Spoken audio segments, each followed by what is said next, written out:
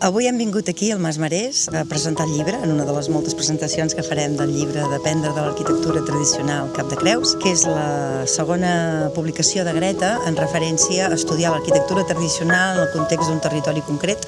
que aquí és el Cap de Creus. Aquest llibre per això és molt transversal i no explica només l'arquitectura tradicional, sinó tot el seu context, des del paisatge, la geologia, la manera de viure de la gent d'aquests masos i totes les infraestructures lligades al territori que tenen a veure amb la supervivència en un territori en un principi bastant dur i bastant agreste.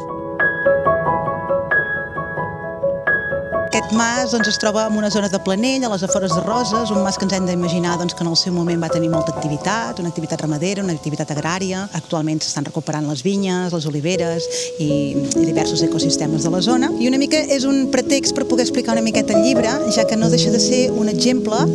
de com nosaltres hem anat treballant aquest llibre, intentant buscar els diversos elements que conformen aquest paisatge, ja sigui per la seva geologia, en aquest cas dominada per granits, ja sigui pel recurs hídric, forestal.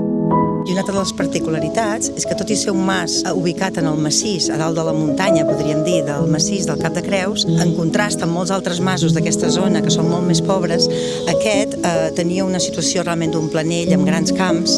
que li permetia tenir una agricultura i que això també va permetre, i es veu reflexat en el propi mas, que té unes ampliacions i té unes estances molt més riques i molt més generoses que en els altres masos. A través del Mas Marès és una miqueta un exemple que replica el contingut del llibre. Hem organitzat una sèrie de moments per poder-lo donar a conèixer. La primera presentació va ser el divendres 22 de maig, avui hem fet la segona. Llavors, a l'estar aquí, al Mas Marès, ens ha servit una mica per explicar les característiques concretes, no? Perquè el que hem volgut sempre és intentar extreure de cada lloc unes particularitats.